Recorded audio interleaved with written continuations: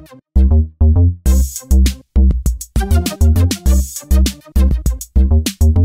hi YouTube, Mr. User Boss here, and I'm going to be bringing you my review of the Great Little War Game number 2.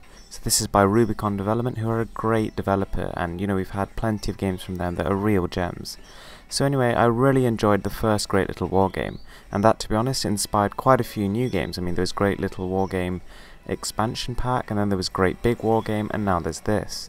And I'm just going to talk to you about whether I think it's a real improvement, or is it just more of a Great Little War Game 1.5. So hopefully you can tell the first thing you're going to notice is that the landscape orientation has now been ditched. The game plays in full portrait mode, whether it be on a tablet, on a phone, or anything. Now I don't know why they've done this, and it doesn't seem to add anything to the immersion, and it's one of the first games in its genre to actually play in a portrait orientation. In terms of the actual content, as you can see, most of this stuff we've seen in previous games. There's a couple of new units, but really nothing in particular that's gonna blow you away. I mean, there's actually quite a bit of upgrading to do here, a little bit more than we saw in Great Big War Game, but again, nothing revolutionary. One thing that's kind of getting on my nerves a bit is the bar at the bottom. So this game is not yet optimized for KitKat, and as such it doesn't support full screen immersive mode. Having said that, I was only the 10th person to download this game, so I'm assuming there's more updates incoming, and hopefully they'll acknowledge that and fix it.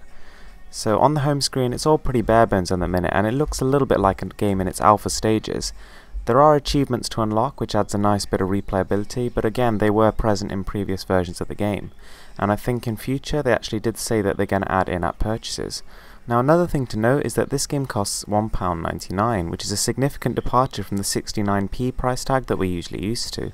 Does this actually mean you're getting a better game? It's hard to tell at the minute. I mean, the game looks a little bit better than the previous two, but really by nothing major. I mean, as you can see, texture's a little bit crisper than before, and some of the animations have been redone.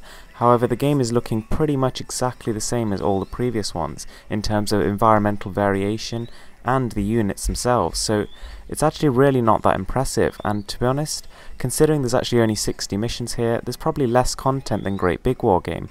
There seems to be no multiplayer at the minute, and I'm unsure as to whether they're going to add that.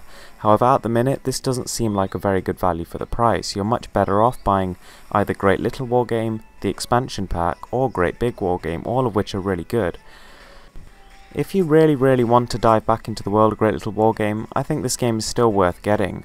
I mean, it's literally just 60 missions and then that's it, but I think you'll enjoy those 60 missions. I mean, they get continuously more difficult, although never impossible, and there is introduction of new units and new upgrades which haven't been seen before. But first impressions are not amazing. I mean, it's not the blow-away experience that we were expecting. The portrait orientation does nothing to improve the immersiveness of the game, and it still looks a little bit unfinished, even though it's supposed to be a final product. Thanks for watching guys, I hope you liked this video. If you did, please give it a thumbs up and subscribe for more.